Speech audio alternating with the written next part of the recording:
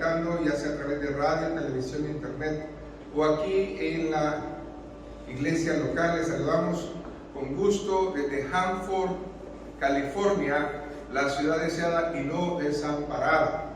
Estamos, hermanos, en la serie Danos Gratitud y hoy vamos a dar otro tema en referencia a la gratitud, y eso es que hay que volvernos a la gratitud que sobreabunda. Hoy vamos a aprender, hermanos, palabra de Dios. Hay algo que debemos de recordar: las epístolas, hermanos, son doctrina, y la doctrina es enseñanza. Por lo tanto, la iglesia necesita saber por qué ser agradecidos, y mucha iglesia tiene una idea de que el agradecimiento es decir gracias. No, el agradecimiento se tiene que dar basado a lo que uno entiende. Amén.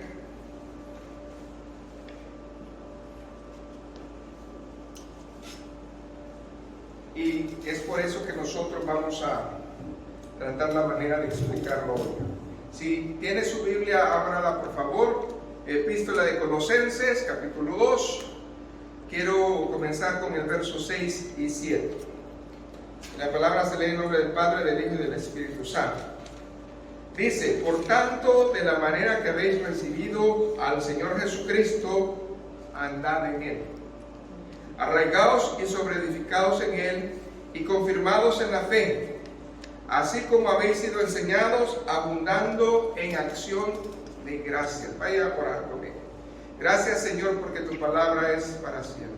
Señor, yo te pido, Señor, que nos ayudes, que nos bendigas, que nos hagas, Señor, sentir una bendición especial sobre nuestras vidas, y toma control, Espíritu Santo, de este tiempo de la palabra para que seamos edificados. En el nombre de Jesús, el pueblo dice amén. Hermanos, pues puede tomar su lugar, y deseo hacer una referencia. Cuando nosotros hablamos acerca de la palabra de Dios, debemos de aprender que parte de la doctrina que se enfoca a la iglesia la traemos en, hermanos, ¿en qué? En las epístolas. Las epístolas son cartas que nos enseñan a nosotros el cómo proceder en la iglesia. Así de que si nosotros vemos eso, es algo grande. Quiero hablar un poquito acerca de la iglesia de Colosa. Y cuando hablamos de la iglesia de los colosenses, estamos hablando, hermanos, en un tiempo en el cual el apóstol Pablo estaba impedido de su libertad, estaba preso ahí en Roma. Pero ¿qué es realmente la iglesia de los colosenses? Bueno, la iglesia de los colosenses surge a raíz de que el apóstol Pablo sembró por 3 años en la iglesia de Éfeso. Y cuando él estaba en la iglesia de Éfeso, tuvieron cosecha de almas. Y estas almas, parte de ellos fue Epafras. Y Epafras es el líder de esta nueva iglesia naciente que es los colosenses. Ahora bien, cuando nosotros estamos en esa bendición, nosotros ponemos la luz de la palabra y decimos que fue fruto, pues, de la bendición del apóstol. Cuando el apóstol oyó acerca de la iglesia de Colosas, se alegró, se gozó. Y la iglesia de los colosenses estaba muy cerca de la iglesia de Éfeso, y estaba en la casa de Filemón. ¿Se acuerdan de Filemón? Pablo le escribió una carta en el cual tenía que recibir a su ¿qué? A su esclavo Onésimo, ya no como un delincuente, sino como un hijo en la fe. Por lo tanto, estamos hablando de una iglesia en la cual pues tiene bastante y mucho que ver con el apóstol. Pero nosotros vemos aquí en esta epístola que Epafras se contactó de alguna manera con el apóstol Pablo para pedirle un gran favor. ¿Por qué? Porque en la iglesia habían surgido doctrinas falsas en las cuales necesitaba que alguien hablara a la iglesia y le diera realmente una palabra. ¿Por qué? Porque en ese tiempo, como en el tiempo de ahora, existen los gnósticos. Yo creo que más de alguna vez usted ha oído hablar de esa palabra. Y los gnósticos, hermanos, eran estos hombres en los cuales pues había en ellos educación, había cierta conducta religiosa que mezclaban. Y el gnosticismo se enfoca prácticamente a la filosofía de los dioses grecorromanos. Por lo tanto, no se basaban 100% en la escritura, sino que se basaban en ver de alguna manera que este era otro Dios en el cual había cierta divinidad, pero lo teníamos que ver de esa manera. Entonces había una confusión, pero también surgieron otras doctrinas, y esta doctrina que estaba surgiendo es la que a este líder de la iglesia de Colosa le preocupaba. ¿Y por qué? Porque, hermanos, era una especie de ocultismo, lo que nosotros estamos llamando que es la Biblia hablada, que es la cábala. Entonces ellos usaban los ritos, los rezos de la cábala y lo traían a la tradición judía y lo traían al legalismo judío. Y le habían puesto también una mezcla de cristianismo, así de que era una ensalada en la cual decían lo siguiente, que Jesucristo por sí mismo no podía tener autoridad ni poder para que los de Colosa pudieran servirlo a él.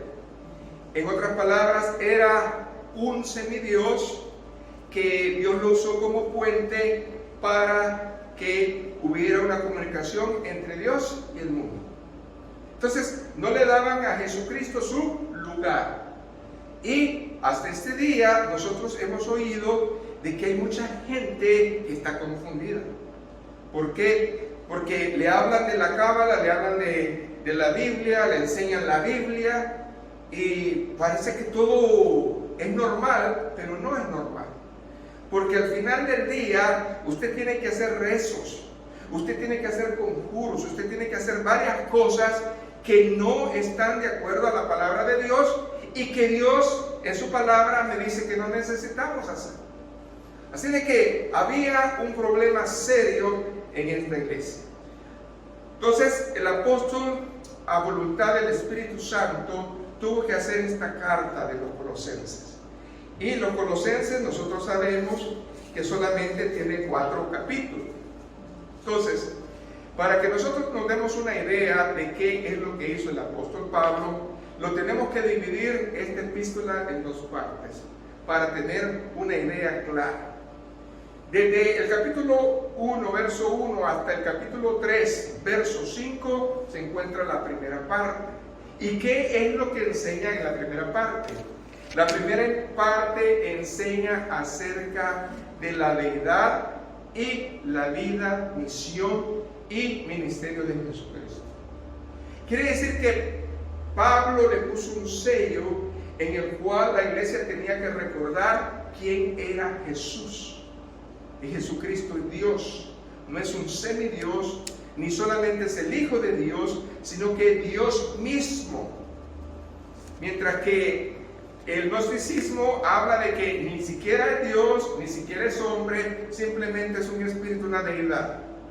Así nomás. Entonces, el apóstol revela pues en esta carta el conocimiento de la bendición de Dios a través de su ministerio, misión y visión. En la segunda parte habla acerca de las responsabilidades cristianas, cómo nosotros aplicamos esa verdad a nuestra vida diaria. Y entonces, cuando nosotros vemos esas dos posturas, la iglesia tuvo que tener una sacudida espiritual y de esa manera el Señor pudo comenzar a lavar, porque la palabra lava muchos pecados que tenía esta iglesia. Sé de que esa bendición habla acerca de los valores de la vida cristiana, pero no lo dio a manera de comentario, sino que fue una exhortación. Entonces, desde el capítulo 3, verso 6, habla la palabra de Dios de una exhortación de la manera como nosotros tenemos que vivir. Sé de que si a mí me pregunta alguien, pastor, ¿cómo definiría usted el Nuevo Testamento? Es una pregunta muy hermosa. Y cuando yo comencé a estudiar Colosenses otra vez, me di cuenta de que la única verdad real es esta, que el creyente debe de asumir su nueva vida como si se estuviera cambiando una ropa vieja y comienza a usar una ropa nueva. ¿Cuántos de ustedes han tenido que tirar una ropa antes? Zapatos, ya no lo voy a usar. Y la pregunta es que cuando usted compra algo nuevo, ¿se vuelve a poner lo viejo? Muchas veces porque le gusta, ¿sí o no? Pero la mayoría ya no lo vuelve a hacer. Lo tira a la basura y se olvida de eso. Nuestra vida cristiana debería de ser lo mismo. El Nuevo Testamento o la Buena Nueva se hizo para que nosotros entendiéramos que la salvación nos trae buena calidad de vida, una vida nueva en Cristo, pero también nos enseña que ya no podemos volver a la vieja vida. Esa es la esencia o la idea del Nuevo Testamento y las epístolas. Ahora bien, ¿por qué es importante escudriñar las epístolas? Cuando el apóstol Pablo estuvo, escuche bien, allá en Éfeso por 3 años, él escribió palabra poderosa. Cuando volvió a escribir esta carta a los colosenses, pasó algo muy importante. De los 140 y pico de versos que consta la epístola de los Efesios, 70 de ellos, escuche bien, los trajo en Colosenses. ¿Por qué es importante la palabra de Dios? Porque los 70 versículos que había escrito el apóstol en Éfeso trajeron luz y revelación a Colosenses. Y aquí vemos que eso se halla en equivalencia, ¿verdad?, a la epístola de los Efesios. Entonces, ¿por qué es importante Colosenses? Por el verso que acabamos de leer. ¿Cuál fue el verso que acabamos de leer, hermanos? Colosenses 2, 6 y 7. Nos habla acerca de una gratitud que sobreabunda. Pero antes de todo, quiero que se regrese a la escritura original y veamos cómo es que comienza el apóstol. Ya me comenzó a visitar mi amigo. ¿Okay? Y dice, por tanto, esa es como comienza la palabra. Cuando la palabra habla acerca de por tanto, significa que es lo que acabo de decir.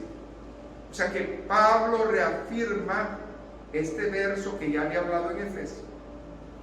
Por tanto, si yo me quiero dar a entender, repito. ¿Qué es lo que hacía Pablo? En vez de decir repito, decía por tanto. Entonces es importante la palabra. De la manera que habéis recibido al Señor Jesucristo. Una vez el pasaje nos está enseñando acerca de un comienzo. ¿Cuál es el comienzo de nosotros, hermanos? La salvación. ¿Cuándo usted recibió al Señor Jesucristo? ¿Y en qué manera lo recibió? ¿Y cómo lo recibió? ¿Y qué está haciendo de la salvación? Es la pregunta que les hizo a los colosenses. ¿Por qué? Porque la bendición no se queda solamente en que usted comience, en que usted le haya conocido. Si ese fuese el caso, entonces la Biblia nomás hablará de salvación y no hablará de las epístolas. Pero Dios está hablándonos más allá de las epístolas. Entonces la pregunta es, después de que usted fue salvo, ¿qué ha hecho en su vida? ¿Cómo ha caminado? Esa es la pregunta. Entonces, ¿dónde está la clave de todo? En el mismo verso 6, donde él habla acerca de una verdad. Siga leyendo el verso 6. Por tanto, de la manera que habéis recibido a Jesucristo. ¿Cuál es la segunda parte? Andar en Él. No en la religión, no en un club social cristiano, en Él. Ahora bien, andar en Él no significa ser religioso. Una persona puede ser religiosa y venir a la iglesia, leer la Biblia, orar, pero no ser cristiano. Eso es ser un religioso. Un religioso no es capaz de andar en Él. Significa obedecer lo que la palabra habla. Ese es el punto acá. Entonces, por tanto, ese es en otras cosas, otra vez le repito, si ustedes ya son cristianos y salvos, ¿cómo debe de ser su manera? Andar en Él. ¿Y por qué entonces ustedes andan en otras doctrinas? Andan en otras filosofías, andan en otras cosas. Si yo no les he dicho que lo hagan. Es algo muy fuerte, pero es triste y lamentable que todavía el pueblo le gusta hacer cosas. Escuche bien y escúcheme fuerte. El hecho de que alguien haga un milagro o lo que nosotros llamamos sanidad no significa que vino de Dios, aunque diga el nombre de Dios, porque eso exactamente es lo que hace la cábala. Ellos hacen con muros, ellos le resacan cosas y algo se manifiesta. ¿Qué se manifiesta? Lo que ellos le han pedido, pero eso no fue Dios. Que yo le pueda meter palabra de Dios y una ensalada y usted me crea es una cosa, pero de que el apóstol ha dicho de que solamente hay una religión, hay un solo cuerpo, una sola fe, un solo amor, un solo bautismo, eso es completamente diferente. Por lo tanto, hay que tener mucho cuidado en lo que estamos aprendiendo. Entonces, lo primero es, no se quede en la salvación. Lo que usted ha recibido tiene que ser agradecido. Amén. Segundo lugar, ¿cómo yo sé que soy agradecido? No porque usted lo diga. ¿Por qué? Porque yo ando en Él. Por eso. Esa es la gran diferencia. Ahora bien, para que nosotros disfrutemos de las bendiciones que Dios en vida literalmente le dio al pueblo de Israel allá en Canaán, nosotros tenemos que estar también con Él.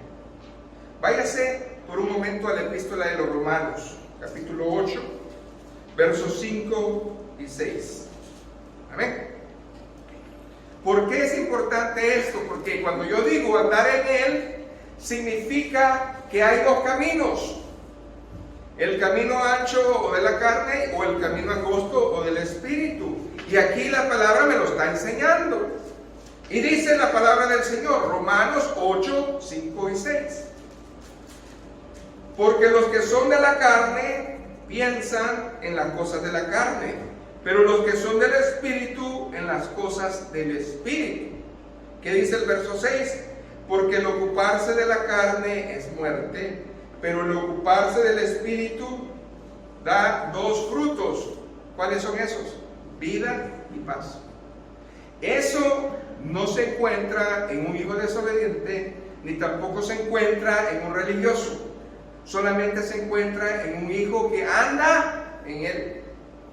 Por eso es importante remarcar la palabra de Dios. Cristo es nuestra porción asignada para que nosotros podamos andar en Él. ¿Por qué? Porque Cristo es la palabra. Ahora bien, si nos regresamos a Colosenses, vamos a estar en Colosenses y en varias escrituras. Así de que por favor, si tiene manera de escribir, hágalo porque es para su bendición. Ahora comencemos, hermanos, a ver el capítulo 1 de Colosenses. Colosenses 1, 12. ¿Qué dice ahí? Con gozo. ¿Qué más dice? Dando gracias al Padre que nos hizo aptos para participar de la herencia de los santos en luz. ¿Qué significa eso? Que nosotros somos apartados, predestinados. No fue tanto, hermano, que usted confesó a Cristo. Cristo, hermanos, le nació amarnos y salvarnos. O sea que esto que está pasando en su vida no es una casualidad o porque a usted se le dio la gana. No, Dios le dio la fe necesaria para confesar. Amén. Porque la fe necesaria para confesar nos hace salvos. Esa es una clase de fe, pero no es toda la fe. Ahora bien, cuando nosotros recibimos de Dios la salvación, algo pasa en nosotros. ¿Y qué es lo que pasa, hermanos? El Espíritu Santo mora en nosotros. Cuando el apóstol Timoteo, porque también pues, se puede decir que fue apóstol, porque fue también pastor, estuvo en la iglesia de Éfeso, el apóstol Pablo le escribió, y al final de la carta de 2 de Timoteo 4, en el verso 22, me llama mucho la atención cómo se despide de la iglesia y se despide del siervo. Y es muy notorio cuando nosotros escuchamos cómo es que nosotros andamos. Fíjense lo que dice: el Señor Jesucristo está con tu espíritu. Cuando nosotros estamos como iglesia en su palabra, en su verdad, ¿quién es el que va a estar en nuestro espíritu? Amén. Jesucristo, la palabra. La gracia sea con vosotros. Amén. No puede ser mejor sello que le digan a uno eso. Cuando nosotros como iglesia hablamos la verdad, andamos en la verdad, el Espíritu tiene que decir. Qué lindo le dijo: el Señor Jesucristo esté en tu alma, en tu espíritu. ¿Cómo se sintió el apóstol? O sea, el Timoteo, pues el hijo en la fe, el pastor de esa iglesia, feliz, contento. Pero no nomás él, sino que toda la iglesia. Que el Señor nos diga que somos de Él y que esté el Espíritu de Él en nosotros. Eso se recibe después de ¿qué, hermanos? De la salvación. Por eso lo primero que empezamos en el verso es de la manera que habéis recibido. ¿Qué hemos recibido? La salvación. Entonces, si usted y yo hemos recibido la salvación, andemos en Él.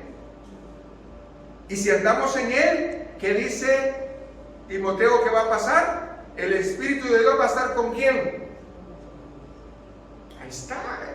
Es una realidad, es una certeza. Ahora bien, debemos de tener, hermanos, pues solamente con ese verso y lo que hemos hablado, tenemos que tener una gratitud que sobreabunda. El hecho de ser salvos, deberíamos de darle gracias a Dios todos los días. Así debería ser un cristiano caminando en Él. Amén. Ahora bien, entonces, ¿cuál es la clave? ¿Qué dice el verso 6? Andar en Él. Esa es la clave. No hay más. Ahora bien, pero ¿por qué nosotros tenemos que agradecerle al Señor? Porque nosotros no hicimos nada. Usted no hizo nada para ser salvo. El Señor nos salvó. ¿Qué dice Efesios, hermano? Váyase ahora a la epístola de los Efesios. Vamos a estar yendo y viniendo. Capítulo 1, versos del 3 al 5.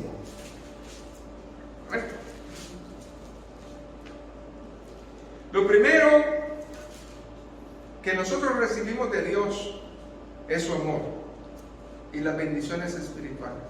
Ahí está. Fíjense bien, recibimos la salvación, andamos en Él y recibimos ¿qué? Las bendiciones espirituales. ¿Qué dice ahí la palabra de Dios? Bendito sea el Dios y Padre de nuestro Señor Jesucristo, que nos bendijo con toda bendición espiritual en los lugares celestiales en Cristo. ¿Por qué? Porque esas bendiciones, no se nos olvide, son espirituales. Usted quiere tener mansión, no es así. Dice, bendiciones espirituales. Y aquí el apóstol es bien claro.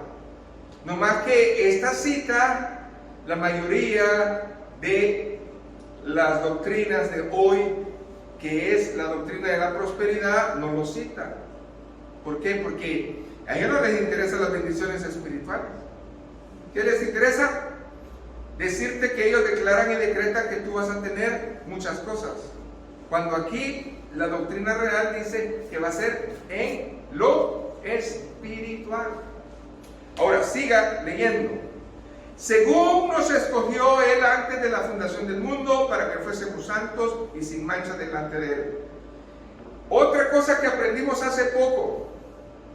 ¿Se acuerdan que la palabra nos dijo que Cristo quiere presentarse a sí mismo una iglesia que no tenga mancha ni arruga? Estamos hablando de lo espiritual. Aquí no agregó el apóstol arruga. ¿Por qué? Porque solamente, hermanos, la iglesia del Señor y la novia van a tener manchas, no arruga. Porque la arruga es el viejo hombre y ya no debe de estar en nosotros. ¿Por qué? Vuelvo a insistir. Por tanto, de la manera que habéis recibido del Señor, nueva criatura, andad en Él. Si nosotros decimos que somos que no somos pecadores, le hacemos a Él mentiroso. Entonces, nosotros pecamos, pero no puede venir nuestra vieja naturaleza a gobernar en nosotros, porque entonces eso es otra cosa. Qué bueno está esto. Ahora bien, para que fuésemos santos y sin mancha delante de Él. 5. En amor, habiéndonos predestinado para ser adoptados hijos suyos por medio de Jesucristo, según el puro afecto de su voluntad. Por misericordia, por regalo de Dios, usted y yo somos salvos. Amén. Gloria a Dios. Así de que no se nos olvide. La salvación tendría que dar en nosotros un fruto de agradecimiento de todos los días. Gracias, Señor, porque yo confieso quién soy, pero por amor a mí tú me salvaste. Gloria a Jesús. Ahora veamos el otro texto, el verso número 7, Colosenses 2:7. Aquí hay dos palabras: arraigados es una y edificados es otra. ¿Qué es lo que tiene que tener un cristiano? Ya entendí, pastor, que la salvación es algo donde yo comencé. Amén. Y que hoy mi vida tiene que andar en Él. Pero no se quedó ahí, no. Ahora viene el verso 7. Arraigados, ¿qué significa? Solamente se puede arraigar lo que se siembra. Usted no puede arraigar algo más. Si usted tiene una raíz de amargura, sencillamente le va a crecer y le va a crecer y le va a crecer. Y esa raíz va a ser tan dura que es muy difícil que usted la arranque. Pero si usted tiene una raíz de amor, ¿qué va a pasar? Le va a ser fácil perdonar. Le va a ser fácil caminar con Dios. Le va a ser fácil amar a Dios. Le va a ser fácil pasar las ofensas. Pero si no es así, es difícil. Ahora, escuche bien por qué es importante esta bendición. Confirmados en la fe, no en lo que yo quiero, no en mi doctrina, no es mi religión, porque eso es lo que la gente pelea. Mi religión no te va a salvar, tu religión. Mi movimiento tampoco te va a salvar, tu movimiento. Ni el nombre de tu iglesia te va a salvar. El único que te salva es Jesucristo. Y es el que quiere que crezcas. Entonces, debes de entender que tienes que confirmarte en la fe. ¿Y qué es la fe? La doctrina. ¿Y qué es la doctrina? Las epístolas. Amén. Así como habéis sido enseñados, abundando en acciones de gracias. Ahora, en este tiempo, debería de estar la iglesia llena. ¿Sabe por qué? Porque si realmente entendiéramos que Dios es Dios de todos los días, no debería haber fecha especial. Siempre debería de ser en nosotros venir a la iglesia, agradecerle al Señor. Amén. Ahora bien, cuando nosotros somos perfeccionados en Él, ¿qué significa perfeccionado? Es cuando nosotros comenzamos a ser apartados en Él. Vea por favor ahí en Colosenses 2:10, ¿qué dice? Y vosotros estáis, ¿qué? Que es la cabeza de todo principado y potestad. Bueno, ¿cuántos cristianos podemos decir que estamos completos en Él? No es por obras, yo sé, no es por obras. Pero entonces, ¿por qué es? Porque hay una raíz, y la raíz está en nosotros, y es la palabra. No se puede estar completo en el Señor si tú no conoces lo que Dios dice, o si tú no obedeces lo que Dios dice. En otras palabras, fíjese que completo está esto: salvación, andar en Él, arraigados. Entonces va a ser completo en Él. Qué bonito, ¿verdad? Porque Él es la cabeza de todo principado, potestad. ¿Qué significa? Que no importa si alguien viene con otra filosofía, doctrina, y que andan haciendo milagros y tanta cosa, no importa. Olvídate de eso. Lo que importa es que Él está sobre todo. Sobre todo eso, Él está. Amén. Y si usted está en Él, entonces usted está completo. ¿Qué anda buscando? ¿Qué anda buscando? Nada. No se puede andar buscando algo cuando ya uno está lleno. A ver, no importa si yo lo llevo al mejor restaurante. Si usted está lleno, me va a decir, ¿sabe que yo no quiero comer? Amén. Si viene el enemigo y le dice cosas, si usted está completo en Él, ¿qué le va a hacer al enemigo? Nada. Ahora bien, Colosenses 2:20, ahora váyase al otro punto. Cuando nosotros estamos listos a partir, el cristiano debe estar sin miedo. ¿Qué dice ahí? Pues si habéis muerto con Cristo en cuanto a los rudimentos del mundo, escuche, porque como si vivieses en el mundo, os sometéis a preceptos. 2:20, ¿sí lo está leyendo? Pues si habéis muerto en Cristo en cuanto a los rudimentos del mundo. Y aquí yo me quiero detener, hermanos. Muchos todavía están en los rudimentos del mundo y no están en el fundamento, en Cristo. Hay una gran diferencia entre los fundamentos del mundo y el fundamento que es Cristo. Y aquí el apóstol comienza a explicarle a los colosenses de esta gran verdad. Yo quisiera que si usted me presta atención, esto es, como quien dice, el corazón del mensaje. ¿Por qué? Porque si nosotros entendemos esto, nosotros vamos a ser libres. Y para entender esto, no voy a dar mi opinión, les voy a dar palabra de Dios y usted busca. Es la única manera de que nosotros veamos y pensemos qué es lo que está pasando. Amén. Ahora bien,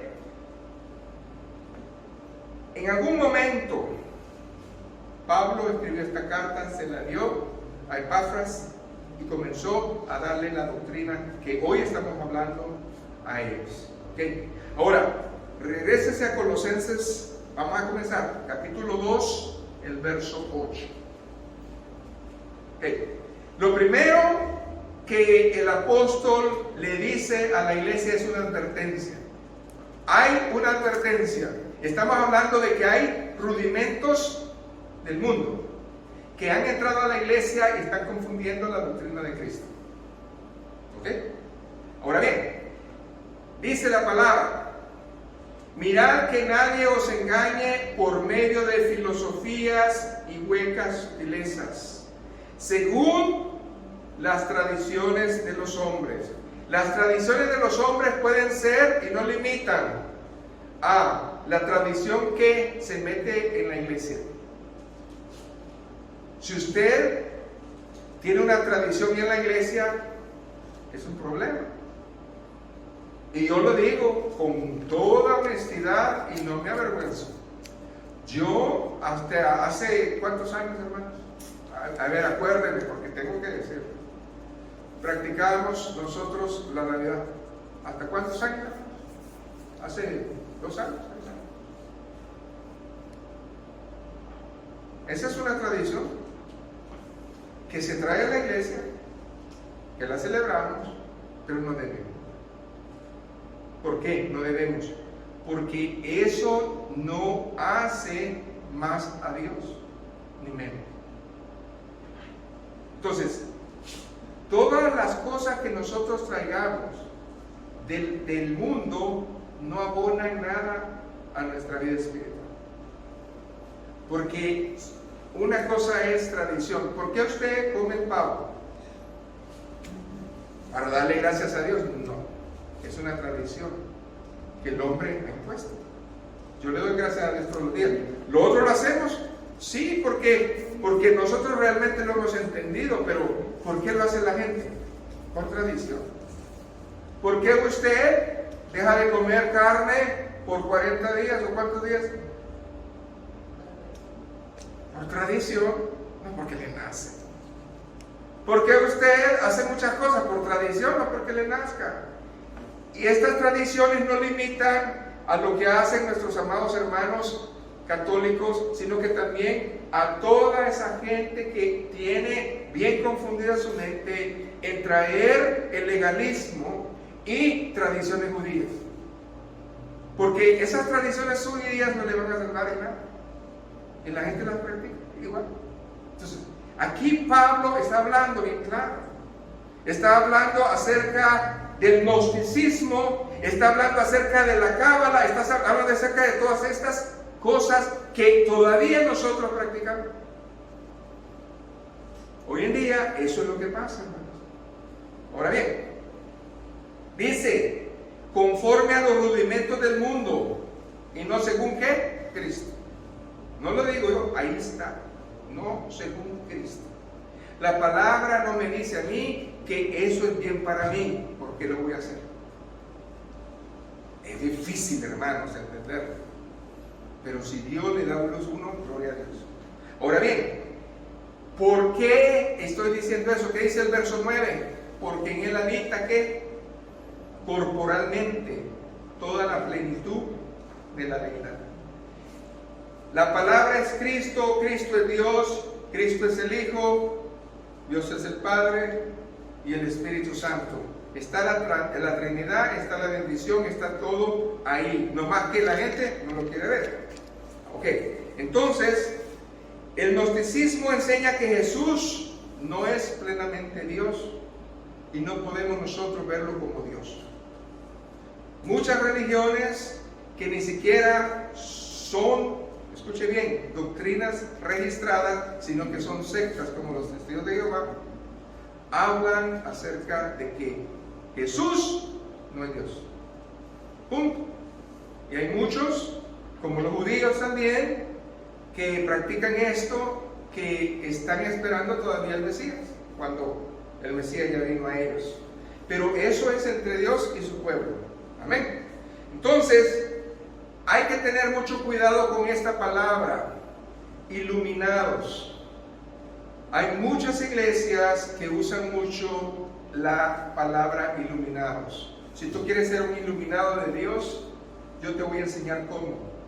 Si te enseña la palabra del Señor, gloria a Dios. Pero si te dice que tienes que hacer algo más, entonces huye de esa iglesia. ¿Cuántas iglesias hemos visto que tienen esa palabra y esas doctrinas? Por ejemplo, hay iglesias que representan símbolos, como en el desierto se presentó ¿quién, hermanos? La serpiente, ¿se acuerdan? La serpiente de bronce fue para que los hijos desobedientes volvieran a Dios en fe, no para que la adoraran. Ahora bien, hay una rosa, la cual veneran muchos, y dicen que hace milagros. Esa doctrina viene de Brasil, ¿verdad? Pare de sufrir. Y según ellos, pues hacen milagros, cuando realmente no existe tal cosa. Todas estas cosas han venido porque la gente le gusta el ocultismo, le gusta las cosas que son rápidas. Mucha gente cree en ir a las cartas, mucha gente cree en ir a la suerte, al bingo, a muchas cosas, porque piensan que eso es dinero fácil. Pero usted está haciendo un negocio con alguien y usted no lo ve. ¿Ok? Usted está en lo oculto. Las fuerzas del ocultismo no son de gratis. Usted tiene que pactar con algo y usted no lo ve o no lo entiende, pero eso es lo que pasa. Y Dios no nos hace pactar de nada. Él se dio porque Él quiso, y esa es una verdad que no podemos negar. Amén. Entonces, gloria a Jesús por eso. Entonces, debemos nosotros de quitarnos eso. Ahora, si nosotros vemos en Colosenses 2:10, dice que nosotros estamos completos. Amén. Ahora, ¿qué dice el verso 16 al 23? Fíjese bien. Aquí el apóstol comienza a refutar estas doctrinas. Colosenses 2, del 16 al 23. Por tanto, y comienza a decir la lista: nadie te juzgue por comida o bebida, en cuanto a días de fiesta, luna o días de reposo. Todo lo cual es sombra de lo que ha de venir, pero el cuerpo es de Cristo. Nadie os prive de vuestro premio, afectando humildad y culto a los ángeles, entremetiéndose en lo que no han visto, vanamente hinchado por su propia mente carnal. Aquí está hablando mucho de los ángeles. Ahora la pregunta es, amados hermanos, ¿quién es mayor que los ángeles? Díganme. Jesucristo. Ahora, ¿cómo entonces alguien le va a enseñar a usted a pedirle a un ángel? Y los ángeles, Dios los ha puesto para una función específica. La función específica de un ángel es adorarlo a Él.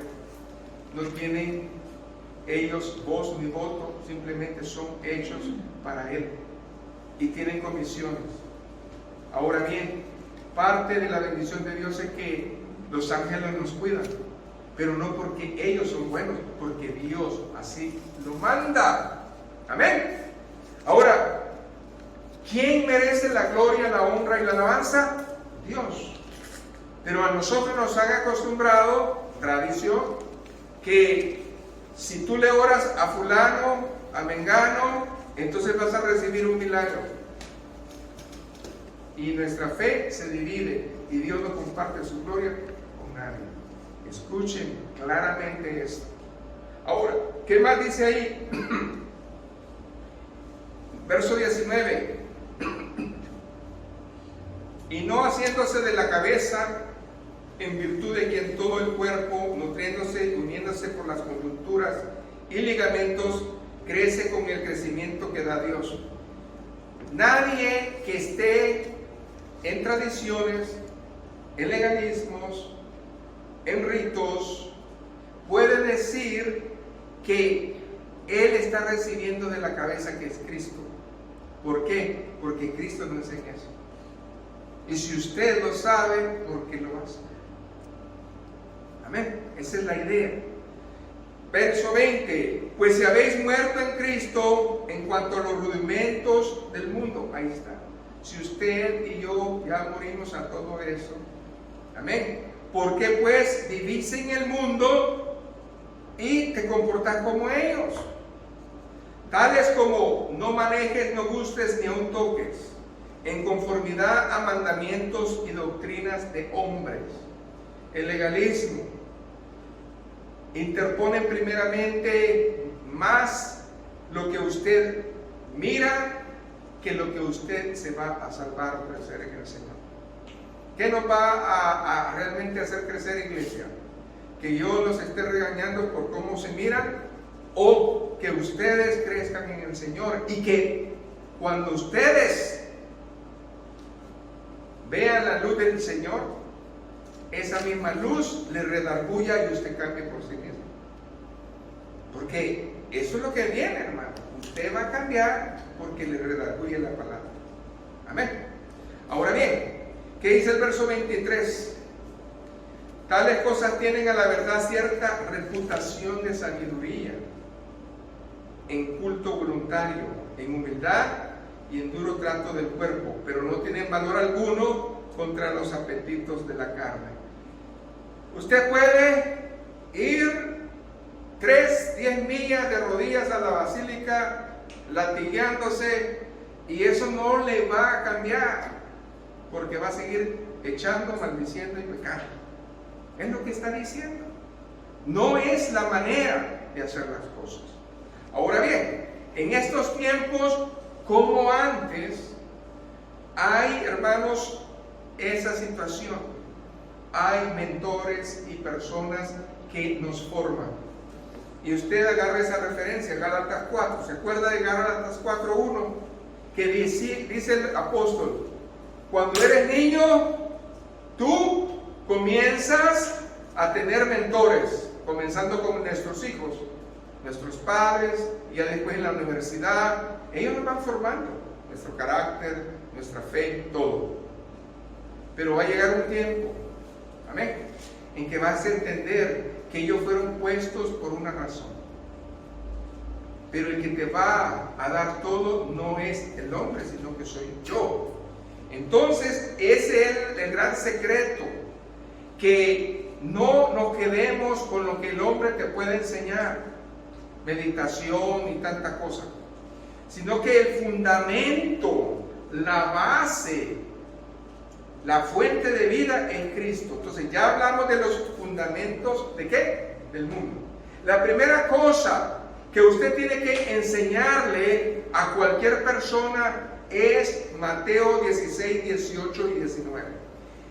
Es básico que usted sepa esta escritura, porque si usted no entiende esta escritura, entonces ¿dónde está su fe? ¿Dónde está su fundamento? Lo primero que debemos de decir es: ¿quién es mi fundamento? ¿En qué estoy yo parado? Punto. A ver, ¿cuál es su fe? Inmediatamente yo puedo decir: Cristo le dijo a Pedro: y sobre esta roca edificaré mi iglesia, y las puertas del Hades no van a prevalecer contra ella. Usted es iglesia de Cristo. Entonces, sobre esta roca, dijo Cristo, usted se va a parar. Esa es mi fe. Segundo lugar, y a ti te voy a dar la llave del reino. Amén. Porque Dios nos da en la roca la autoridad de atar y desatar, en su nombre. No es en el nombre del hombre, en su nombre. Entonces, si yo tengo esa roca, esa fe, nadie me va a poder mover. Porque todo lo que Cristo no dice o no enseña, yo no lo voy a hacer. ¿Se está fijando? No importa lo que usted diga o lo que yo vea. El hecho de que hayan sanidad no significa que sean de Dios. El enemigo, hermanos, comenzó a hacer señales en el tiempo de Moisés, Janes y Jambres. ¿Se acuerda? Llegó Aarón con Moisés a Faraón, le tiró la vara, se hizo serpiente. ¿Y qué hicieron los demás? Le sacaron lo mismo. Pero la vara o la serpiente de Moisés se comió a la demás. Entonces no nos extrañemos, dice aquí la palabra. No nos extrañemos que personas hagan cosas. ¿Ok? Usted no se tiene que ir por lo que mira. Usted se tiene que ir por lo que está en la palabra y lo que usted va a comenzar a discernir. Entonces, ¿cuál es el fundamento? Venimos a la segunda escritura que usted debe de saber y conocer. 1 Corintios 3, 16 al 20. ¿Okay? Si no existe esta clase de fundamento en nosotros, cualquier persona le puede decir cosas. Viene cualquier persona a mi vida, yo le enseño la palabra, Mateo 16, 18 y 19. Luego le voy a enseñar 1 Corintios 3, 16 al 20. ¿Por qué es importante? Porque de ahí no nos pueden mover, hermano. Si yo soy agradecido con Dios, necesito andar en Él. ¿Y qué es andar en Él? Pues defender su palabra. Lo primero que nos dice el Señor es: ¿no sabéis que vos sos templo y morada del Espíritu Santo? Si alguno destruye el templo de Dios, Dios le va a destruir a él, porque el templo de Dios, el cual sois vosotros, santo es. Entonces, si alguien me dice: vamos a hacer un pacto de sangre, córtate, ¿eso dice la Biblia? No. Si alguien te dice: no, tienes que hacer esto, ¿lo vas a hacer? Claro que no. ¿Qué más dice ahí la palabra de Dios? Nadie se engaña a sí mismo. Si alguno entre vosotros se cree sabio en este siglo, hágase ignorante para que llegue a ser sabio. Porque la sabiduría de este mundo es insensatez para con Dios. Porque escrito está: Él prende a los sabios en la astucia de ellos. En otras palabras, si alguien viene y le dice: yo me sé la Biblia y yo me sé tanta cosa, pero está perfectamente confundido, usted bendígalo y dígale: Señor, ayúdale. ¿Por qué? Porque el hecho de que tengan mente brillante no significa que venga de Dios. La sabiduría del hombre no es la de Dios. Gloria a Jesús. ¿Y qué más dice? Y otra vez, que dice el verso 20: el Señor conoce los pensamientos de los sabios, que son vanos. Entonces, la tercera cosa que yo tengo que defender es a dónde voy. ¿A dónde va usted? Efesios 2, del 17 al 22. Yo no sé a dónde vas tú, pero yo sí sé a dónde voy a ir. Esa es prácticamente nuestra doctrina, hermano. ¿Ven? ¿Qué dice la palabra? Y vino y anunció las buenas nuevas de paz a vosotros que estabais lejos y a los que estaban cerca, a los judíos y a los gentiles. Amén. Dios los juntó, Dios los unió. ¿Qué más dice? Porque por medio de Él, los unos y los otros tenemos entrada por un mismo espíritu al Padre. Así que ya no somos extranjeros ni advenedizos, sino conciudadanos de los santos y miembros de la familia de Dios. Ahora bien, vuelve a repetir lo que ya me dijo Mateo a mí: edificaos sobre el fundamento de los apóstoles y profetas, siendo la principal piedra del ángulo Jesucristo mismo, en quien todo el edificio bien coordinado va creciendo para ser un templo santo en el Señor, en quien vosotros también sois juntamente edificados por morada de Dios. ¿En dónde? En el Espíritu. No estoy hablando de este templo ni de los megatemplos, estoy hablando de usted y de mí. Amén. Entonces, gloria a Jesús. ¿A dónde voy? Tengo yo una ciudadanía, pero para entrar a esa ciudadanía tengo que pasar 2 eventos. ¿Cuáles son esos 2 eventos? O Cristo viene, o yo voy con Él. No hay más. Amén. No hay otra manera de verlo. Por eso, ahora regrese a Colosenses, capítulo 3, verso 1 y 2. Si pues 2 eventos, el Señor tiene que venir a mí o yo tengo que ir a Él. Y eso es en cuanto a la salvación y en cuanto físicamente nosotros guardamos. Ahora bien, nosotros hemos hecho el paso de obediencia, ya nos bautizamos. ¿Qué hicimos pues? ¿O qué representamos? Que ya resucitamos, ¿verdad? Bueno. Si pues habéis resucitado con Cristo, buscad las cosas de arriba, donde está Cristo sentado a la diestra de Dios. Poned la mirada en las cosas de arriba y no en la de la tierra. ¿Qué dice el verso 4? Cuando Cristo, ahí es donde nos vamos a manifestar, vuestra vida se manifieste, entonces vosotros también seréis manifestados con Él en gloria. ¿Qué entiende de esto? ¿Está hablando de un evento? ¿Está hablando de la segunda parusia o está hablando del rapto? ¿De qué está hablando? Amén. No puede hablar de la segunda parusia o de la segunda venida. Está hablando del rapto, cuando Cristo venga. Se va a manifestar a usted y a mí. Y vamos a estar como Él. Esa es la bendición. ¿Qué dice el verso 7? Arraigados, aquí, Colosenses 2, 7. Arraigados y sobreedificados en Él. Confirmados en la fe, así como habéis sido enseñados, abundad en acción de gracia. Ahora, ya terminé. Esta es la doctrina de Colosenses. Bien clara, no de error. Primero, vamos ¿a qué? A entender que debemos de dar gracias a Dios porque fuimos salvos, somos salvos. Ahora que soy salvo, ¿qué me dice la palabra? Andar en Él. Ya vimos. Y andar en Él no significa andar en otras religiones ni en otras doctrinas. Amén.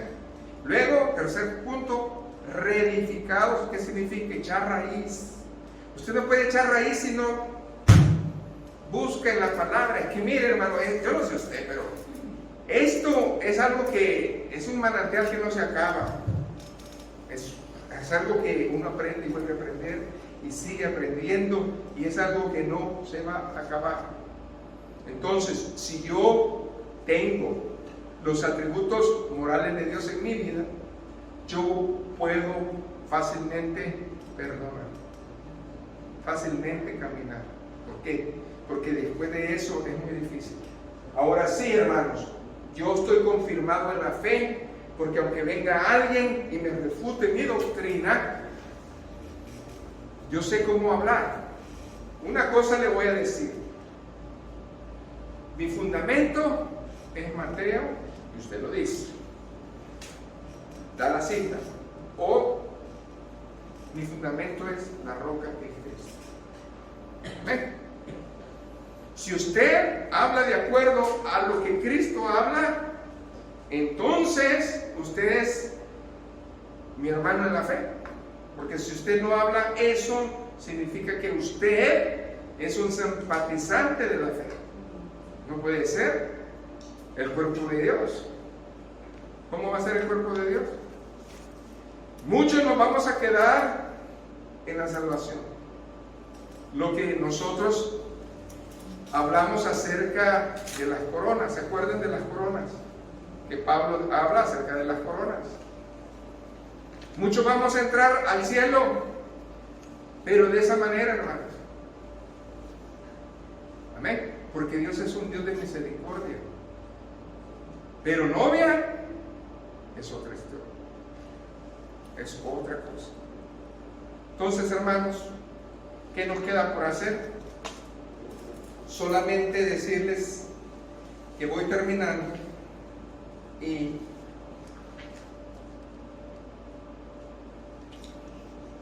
el Señor quiere que usted medite que tanto hemos sido agradecidos.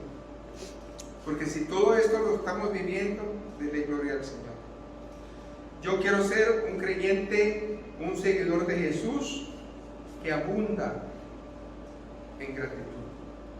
Pero yo no puedo abundar en gratitud ni decir, yo te doy gracias al Señor, si yo he ignorado todo esto. Porque si yo ignoro todo lo demás, entonces fueron solamente palabras al viento. Esa es la verdad. Entonces, el poder de Dios va a abundar en nuestra vida y nos va a comenzar a abrir puertas que nunca se nos han abierto. ¿Sabe por qué? Testimonios para usted pequeños, pero grandes. Esta semana alguien clamó a Dios y Dios le respondió. Amén. Ese es Dios obrando. ¿Usted le pidió algo a Dios esta semana? ¿Y Dios le contestó? Entonces, ese es la abundancia de gracia actuando en nuestras vidas. Y eso es lo que nosotros debemos de ver, que el Señor siempre es fiel. Pongámonos a cuentas, pues, crezcamos seguros de que Dios está en control. Porque si pensamos en un cristiano fiel y maduro, entonces el concepto de ser agradecido no es el que estamos pensando, sino que es el que vive en él. Amén. Puesto de pie, hermanos. Por tanto, dice la palabra, de la manera que habéis recibido al Señor Jesucristo, andad en él, arraigados, sobreedificados y confirmados en la fe, así como también habéis sido enseñados, abundando en acciones de gracias. Vamos a orar. Buen Dios y Padre, yo le doy gracias, Señor, porque tú nos has hecho entender y conocer el camino donde debemos de andar. Sobre ti has puesto tus ojos y nosotros celebramos esa bendición y deseamos, Señor, no decirte que estamos agradecidos, sino que mostrártelo en el día a día para que tú te regocijes en esta bendición que somos nosotros. La gloria, la honra y la alabanza a usted siempre, Señor. Amén. Que el Señor me los bendiga, hermanos.